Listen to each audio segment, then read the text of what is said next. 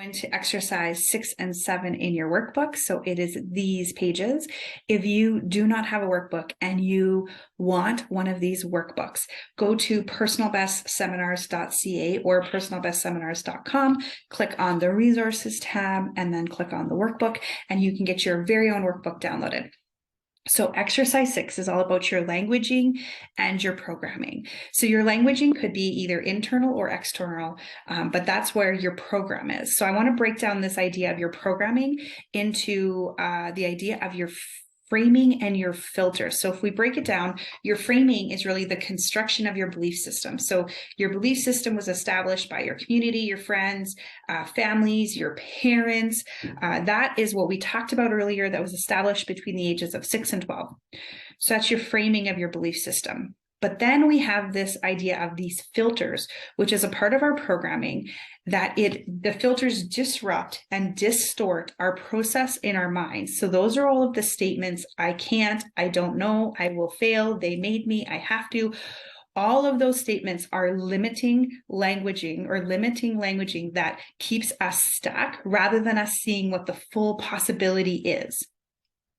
So if we look just at your framing, so discovering your belief system, it actually requires definite assistance. So you're going to get some really strong hints in these next 3 exercises into what is sitting at the belief system level or the framing level.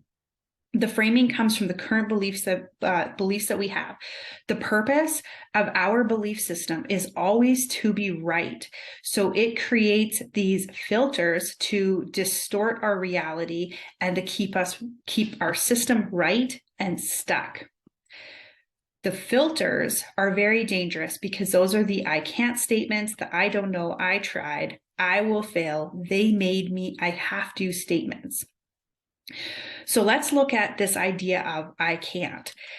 So what are the statements or what are the times, or what is happening when you use these I can't statements? Perhaps it has something to do with I can't do relationships, I can't do, or I can't get a raise in my job, I can't earn a certain income, I can't lose weight, I can't maintain that workout, I can't drink this amount of water. There's all these I can't statements that we have. So what it actually happens is it becomes more convenient. It becomes be more than an excuse. It actually becomes our reality, is that our brain actually starts to believe these statements, and our belief system really is just proven to be true, that we can't do them. So Henry Ford says, whether you think you can or you think you can't, you're right. Okay, so let's go into I don't know. Let's look at I don't know. So I don't know is often used, this filter is often used when there's some kind of fear involved of being wrong, because our belief system never wants to be wrong. So our purpose of the belief system is to be right, so that our own survival depends on it, or our belief system survival depends on it.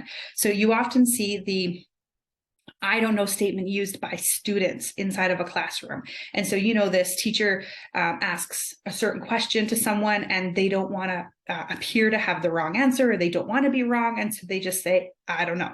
And the teacher moves on. So we're really conditioned from an early age that this I don't know statement gets us out of whatever situation we're in, and we just get to move on, or the teacher just moves on to the next person. So what is a possibility, though, is that rather than stop looking for the answer, which is what happens inside of the classroom, is that the I don't know statement could really be this doorway of this idea of seeking and knowing for the answer if you completely flip it the other way. So I don't know is another example, or a strong example, of the filters that we use. So in exercise 6, we're going to look at more of these. So it says to take a moment to interpret these messages that the following statements send your brain, and also notice when you use them. So that's going to happen all in exercise 6.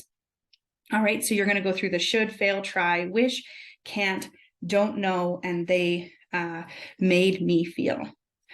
Okay, so going on to next exercise 7. So these are closely related. So I put them in one recording. So the negative emotions and behaviors is what we're going to look at here. So inside of this exercise is you're going to take a moment to write down the feelings and behaviors that you have that are associated with the I have to's or they made me in your life. So anytime to finish the statement, they made me, so they could be anybody. It could be your boss. It could be your teacher. It could be your parents. Pretty much anybody who puts expectations on you and it feels like they made me. In exercise 7, you're going to write down how you felt. What was the negative emotion or behavior that you felt? So it could have been that I was angry, I was sad, I was frustrated, those types of things. And then also consider the I have to's in your life. So I have to do the laundry, I have to do the dishes, I have to feed my children every night. And write down the negative emotions and behaviors that are associated with those statements. That's what you're going to do in exercise 7. This is really important to finish before you move on to exercise 8, because we're going to be working with all of these negative emotions in exercise 8.